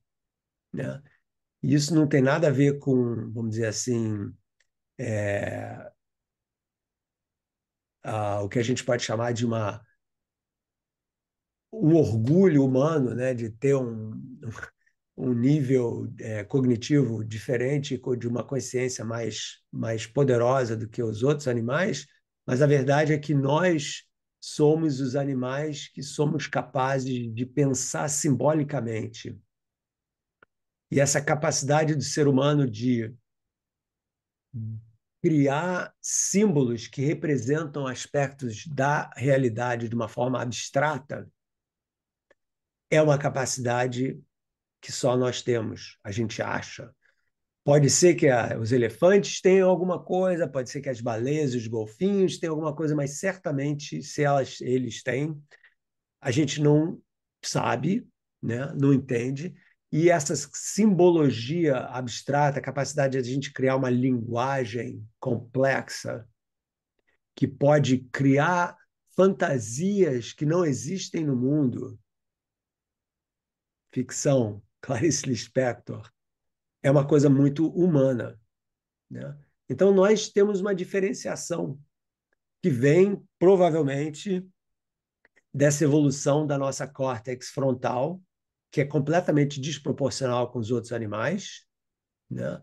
Que nos dá essa dimensão de consciência que é muito diferente de qualquer outro animal, a ponto de a gente poder contar histórias, criar narrativas diferentes, imaginar futuros que não existem, que é uma coisa que eu acho que é bem nossa, né?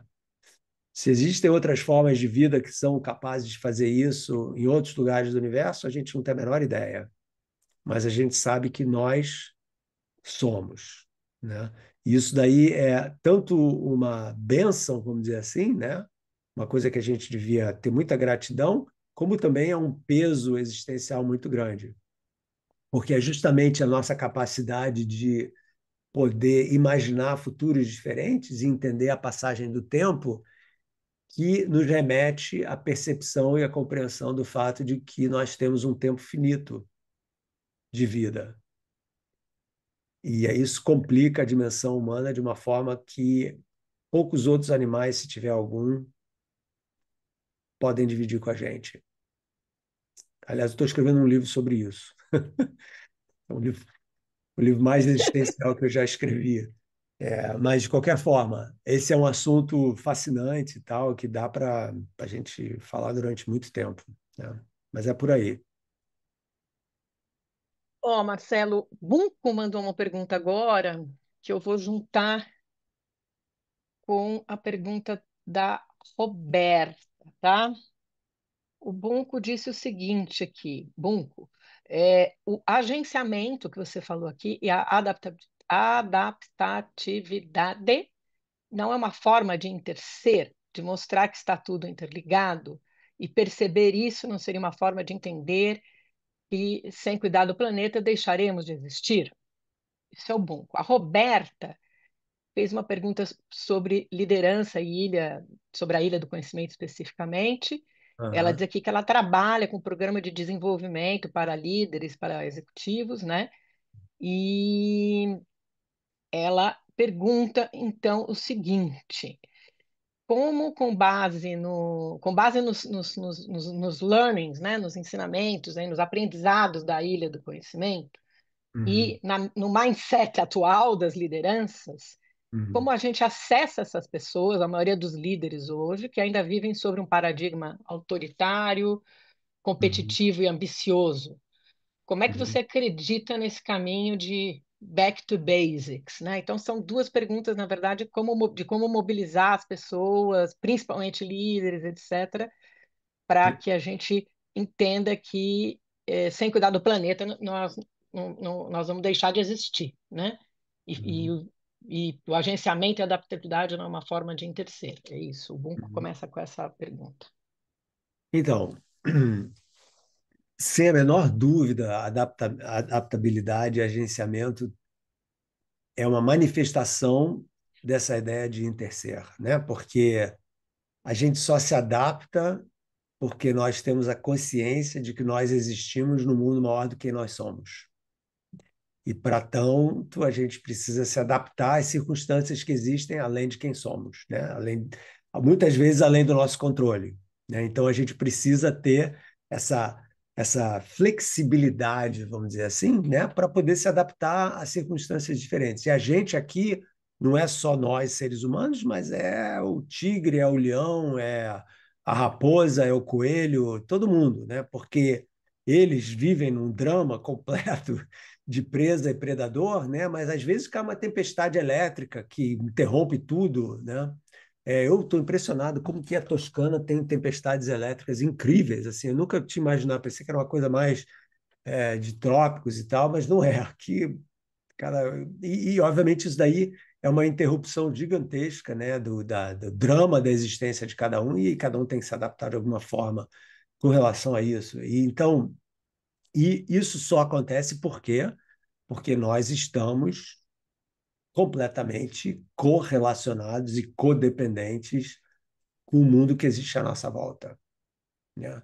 Então, eu acho que nenhum animal, eles não, talvez não se falem dessa forma, nenhum animal tem dúvida disso, né? Nós é que temos dúvida disso, porque nós construímos uma narrativa, principalmente no Oeste, em que nós, seres humanos, somos capazes de controlar tudo, controlar a chuva, né? Porque a gente tem um guarda-chuva, controlar o frio, porque a gente tem um casaco, controlar o calor, porque a gente tem um ar-condicionado.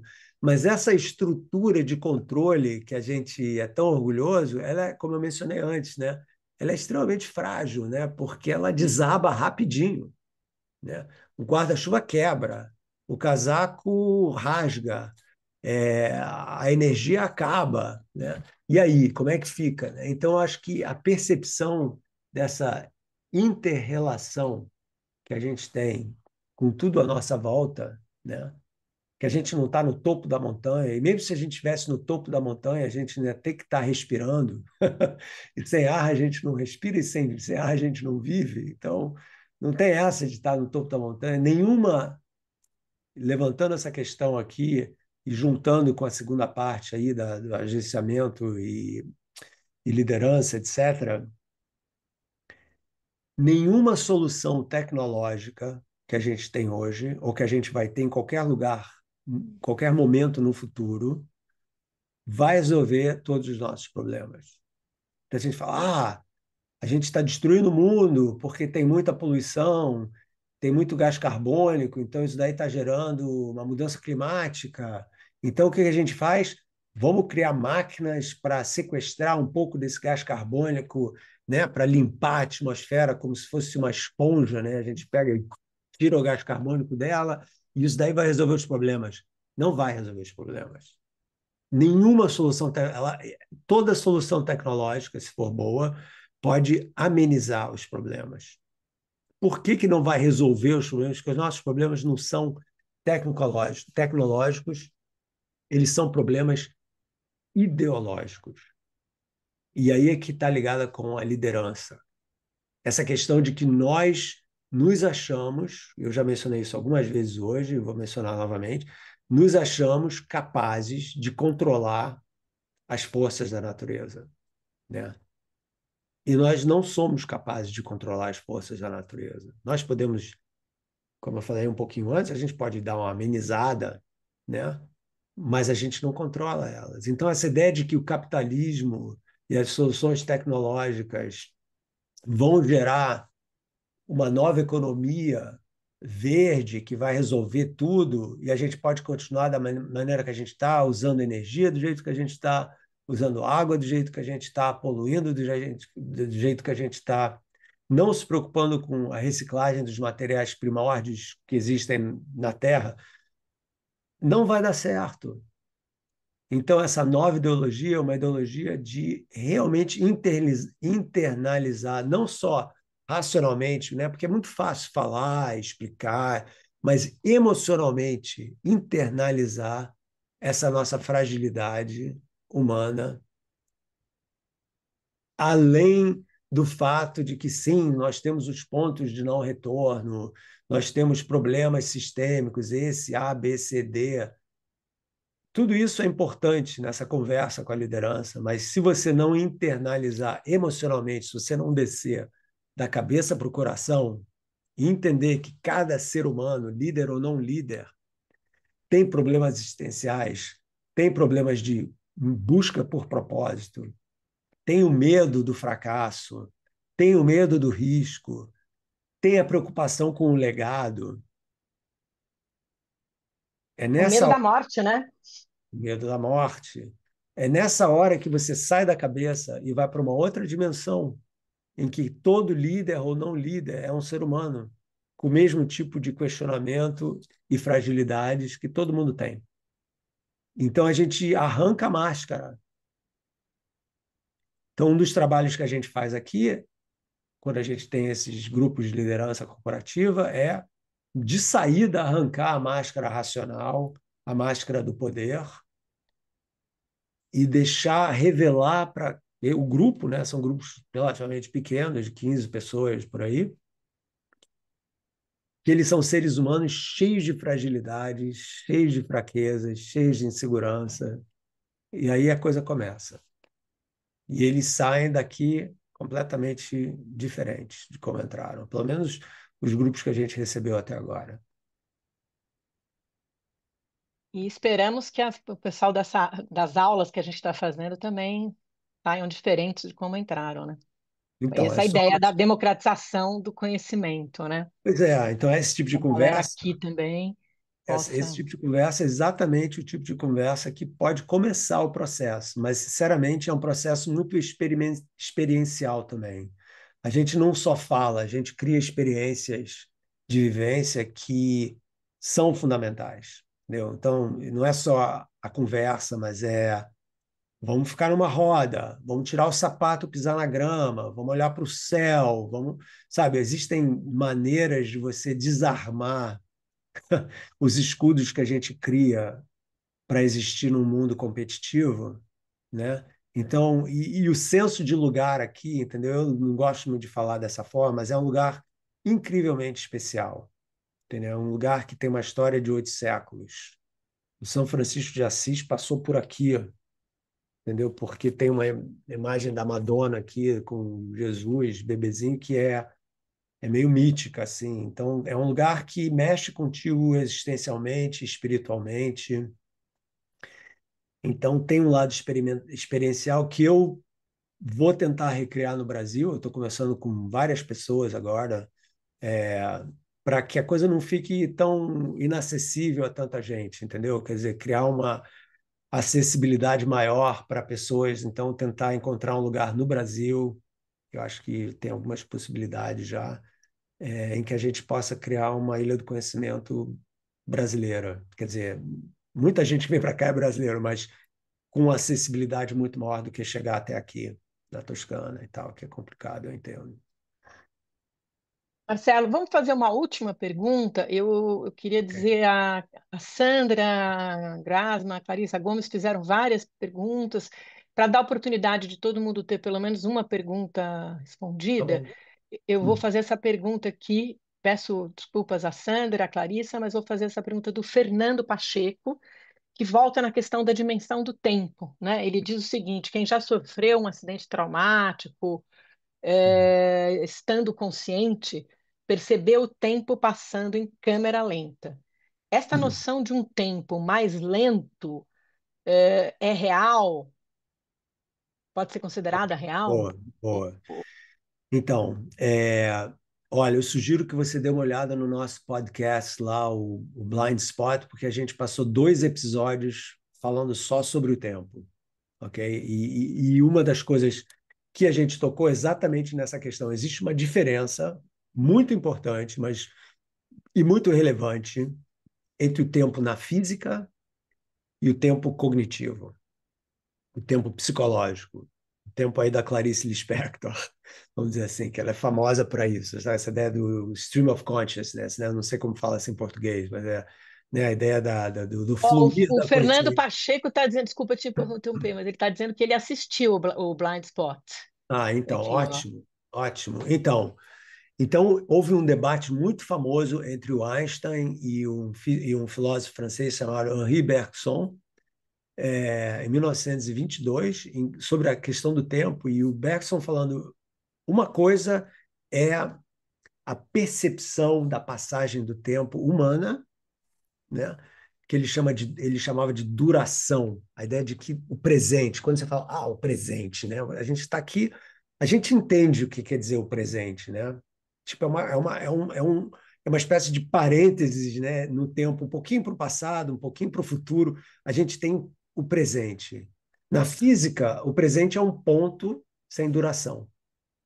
É um ponto. Você pega a linha do tempo, quando você estuda matemática lá, a linha do tempo, o agora é um ponto, né? Então não tem duração, e a gente tem duração. Então existe uma diferença entre a percepção cognitiva, que é uma coisa que o cérebro constrói para que a gente possa se situar na vida, né? Onde a gente está nesse momento, no espaço e no tempo, e o tempo matemático, né?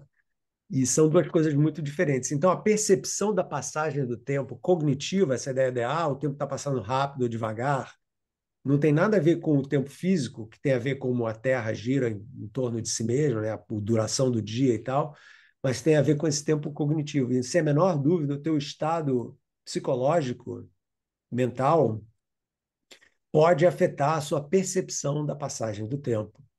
Isso daí é uma coisa comum. Você pode ter um acidente fatal, mas deixa eu, você pode fumar maconha, por exemplo, e quando você faz isso, o tempo passa muito mais devagar do que normalmente. Tanto, né, sabe? Ou outros, você pode usar certos psicodélicos em que certamente a percepção do tempo também muda completamente, né? Então, essa é a percepção cognitiva, ela não tem a ver com a definição matemática do tempo, que é útil para fazer ciência, mas não para entender, vamos dizer, o drama da existência humana. Muito bom, Marcelo. Marcelo, 1h02, Oi? agora são 1h02, seguindo Passamos. seguindo a nossa tradição de pontualidade Que bom que vocês britânica ou façam. suíça. Eu vou Hum, depois te mandar o chat. Tem muita gente aqui falando de projetos bacanas. Mary Lee, que trabalha na Universidade Latino-Americana, Sociedade do Afeto, tem práticas de convivência que criam essas experiências que você falou para tocar o coração. Muita uau. gente elogiando, agradeço aos elogios à Capivara também, muita gente agradecendo a Capivara por esse projeto e Bom, por trazer então, esse ó, conhecimento acessível, tá? então, chamem os amigos, as amigas, os primos, os sobrinhos, os pais, a mãe, a avó, o cachorro, o papagaio, para que a gente possa expandir um pouco isso, né? E criar uma comunidade.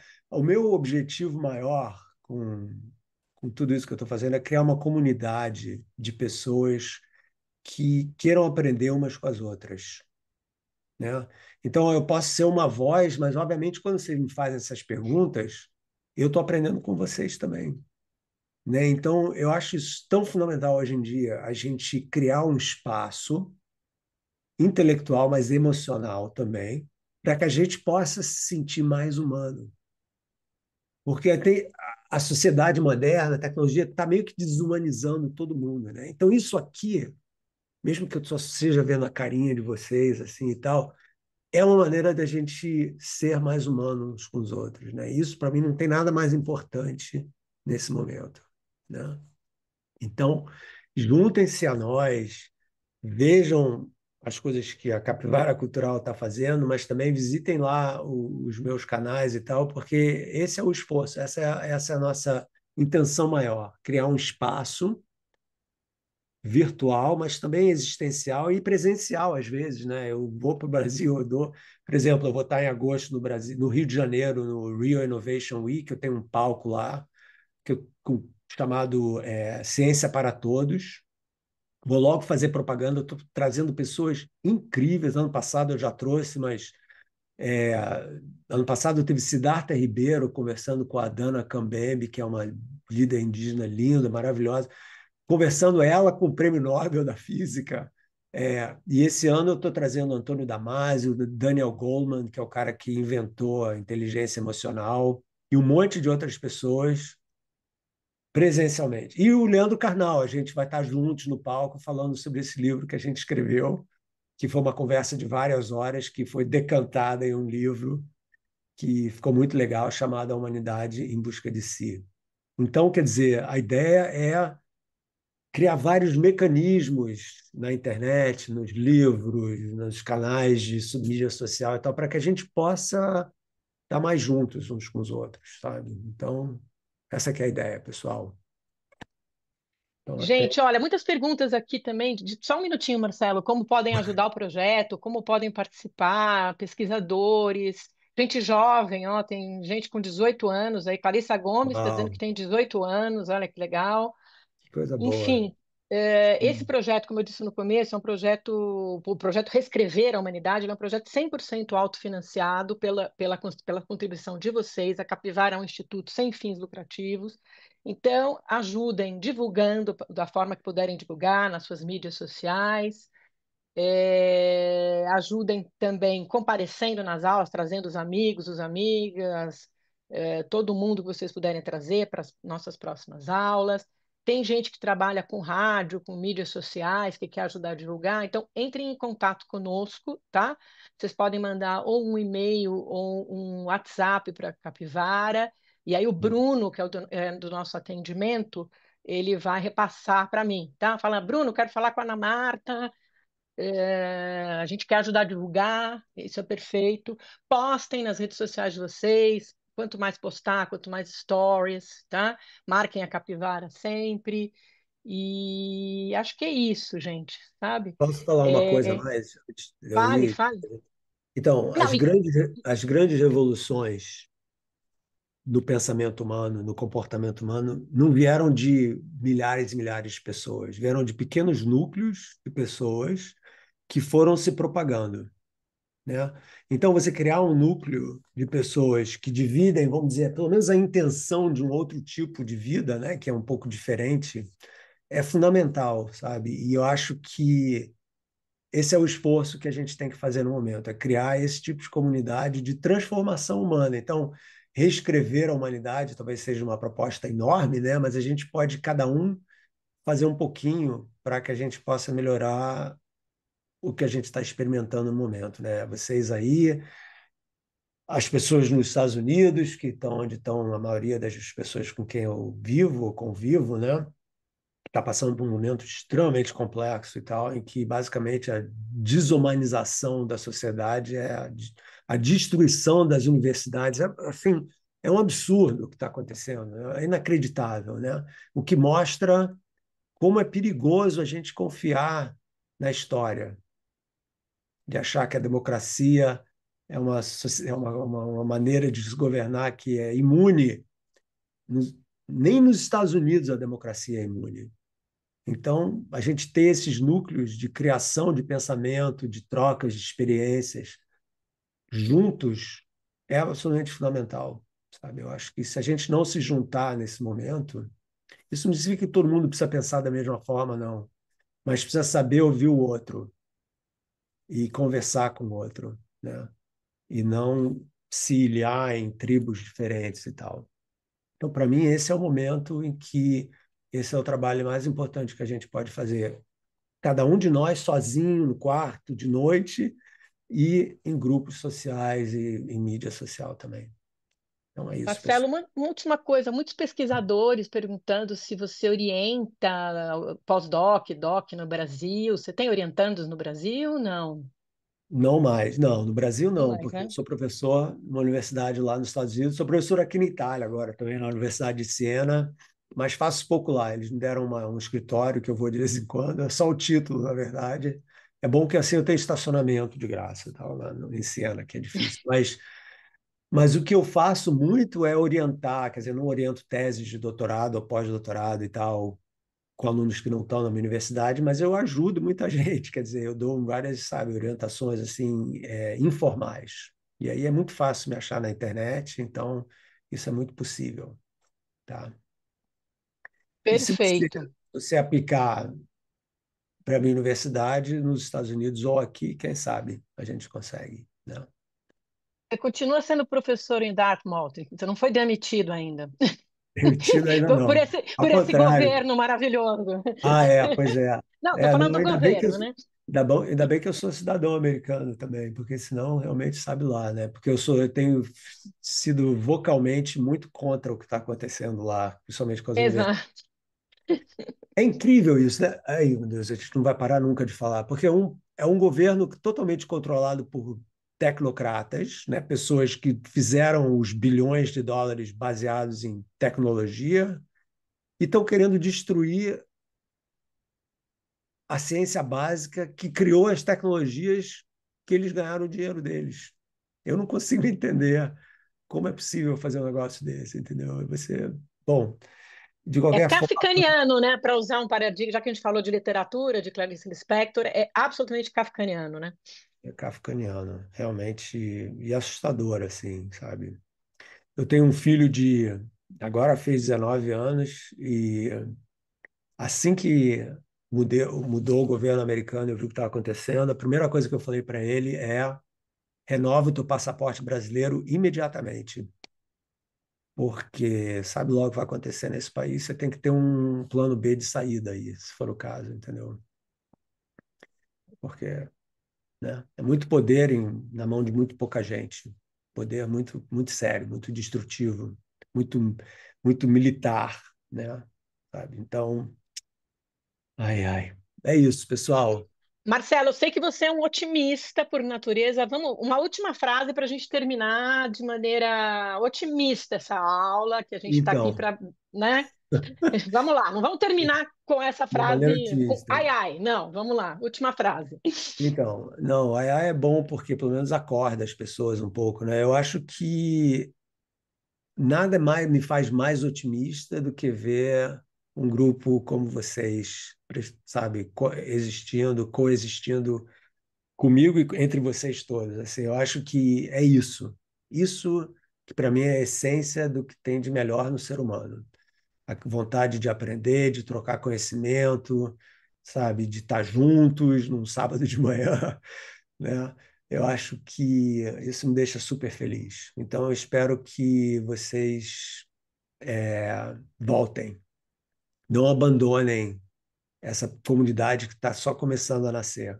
Sabiam que, por exemplo, anos atrás, durante a pandemia, eu criei um grupo no Facebook, lá na minha página lá do Facebook, que eu sei que o pessoal jovem nem olha mais para isso, mas no Facebook chamado A Ilha do Conhecimento, e esse grupo hoje tem quase 15 mil pessoas. E é totalmente independente de mim, completamente orgânico. Se entra um cara tentando fazer trolling, né, que é tentando criar problemas, o grupo vai que nem células brancas, assim, entendeu? Em cima. Então, é uma coisa totalmente orgânica e que meio que nem a vida, entendeu? Ela foi criada e agora ela se auto-evolui, se autocria e se reinventa. Então, imagina se a gente conseguir transformar esse núcleo aqui numa coisa assim também. Que legal, né?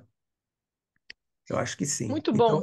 Eu acho tá? que sim, já estamos, né? Já é a terceira Bem, aula que você dá aqui com a gente, já estamos.